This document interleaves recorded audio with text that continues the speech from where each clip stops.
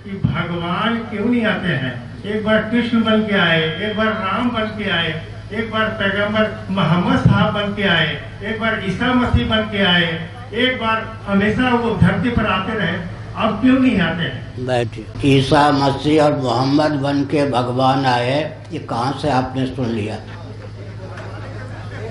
आपकी जानकारी बिल्कुल दिशाहीन है, क्योंकि बाइबल और कुरान के अनुसार भगवान सर्वथा निराकार ही सिद्ध होते हैं, उनका अवतार ही मान्य नहीं है। भगवान के दूत या पुत्र आते हैं या उनकी मान्यता है, उनकी मान्यता का ही अतिक्रमण करके आपने प्रश्न किया। दूसरी बात यह है कि इस समय यदि भगवान का अवतार हो जाए तो आप में वह क्षमता है कि उनको सह सकें।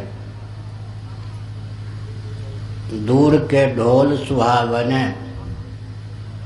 इस समय यदि भगवान का अवतार हो जाए तो कितने व्यक्ति हैं कि उनको सह सकेंगे, और कितने व्यक्ति हैं जो उनके चक्र, सुदर्शन, गदा के पात्र नहीं सिद्ध होंगे।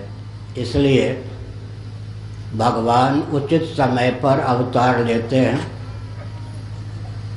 और भगवान अपने कारक कोटि के संतों, भक्तों को समय समय पर प्रेरित करके कार्य साधने का मार्ग प्रशस्त करते हैं।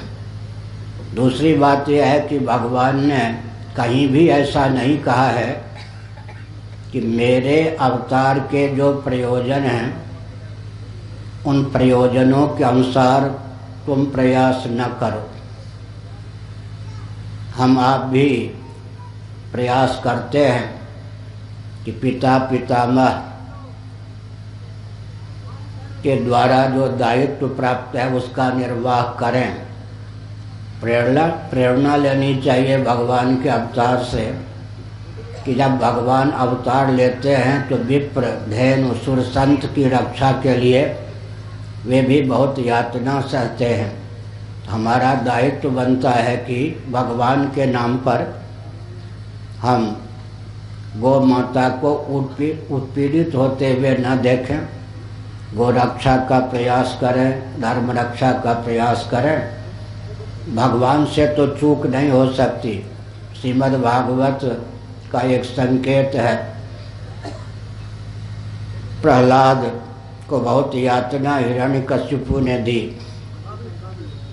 उचित समय पर ही भगवान नृसिंह के रूप में अवतीर्ण हुए, लेकिन भगवान ने बहुत ही विनम्रता पूर्वक एक वाक्य कहा, यद्यपि मैंने समय का ध्यान रखकर ही अपने को तुम्हारे सम्मुख व्यक्त किया है, परंतु तुम्हारी दृष्टि में कदाचित मुझे प्रकट होने में विलम्ब हुआ हो तो क्षमा करो। इसका अर्थ क्या है? भगवान को जिस क्षण अवतीर्ण होना था उसी क्षण नृसिंह के रूप में अवतीर्ण हुए। और प्रहलाद भी इस रहस्य को जानते थे। प्रहलाद ने उलाहना नहीं दिया। हम आप उलाहना दे सकते हैं कि भगवान आने में विलम्ब कर रहे हैं, लेकिन क्या करुण भाव से कभी पुकारा है एकांत में कि प्रभु आइए, या मुझको वह बल और वेग प्रदान कीजिए कि मैं आपके अवतार के जो प्रयोजन हैं उन प्रयोजनों की सिद्धि के लिए मार्ग प्रशस्त कर सकूं। भगवान से भूल नहीं होती, भूल हमसे होती है। भगवान के नाम पर हम अपने सनातन मान बिंदुओं के अपकर्ष को न सहें। हमारा दायित्व है कि अपने अधिकार की सीमा में हम सनातन मान बिंदुओं की रक्षा के लिए कटिबद्धता का परिचय दें। विशेषकर आज जो सज्जन हैं, ऊपर ईश्वर का बल, बीच में धर्म का बल और नीचे संघ का बल स्वीकार करें।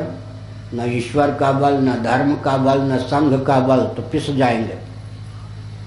सज्जनों का दायित्व होता है कि ईश्वर, धर्म और संघ तीनों का बल उनके जीवन में हो, तब सनातन मान बिंदुओं की रक्षा हो सकती है। अच्छा, भगवान रामभद्र के रूप में भगवान विष्णु का अवतार हुआ। रामभद्र के अवतार के पूर्व कितना अत्याचार था। उस समय के भी विश्वामित्र वशिष्ठ जी कह सकते थे कि आपने बहुत विलंब कर दिया, आपको पहले आना चाहिए था। कंस के शासनकाल में, दुर्योधन के शासनकाल में भी बहुत अत्याचार था,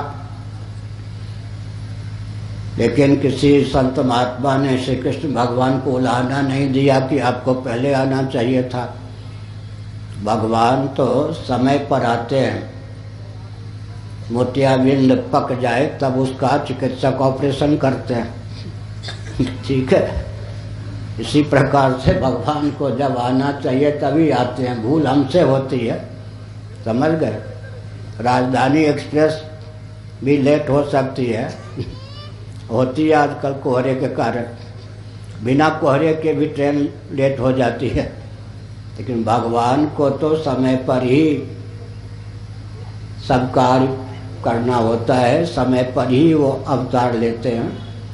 अगर सचमुच में आपके हृदय में वेदना है तो बहुत अच्छी बात है, मिलजुल कर काम कीजिए। मैंने जो कहा, सद्भाव पूर्वक संवाद के माध्यम से संघ बल का आलम्बन लीजिए और प्रशस्त मान बिंदुओं की रक्षा का मार्ग प्रशस्त कीजिए। आगे कोई प्रश्न?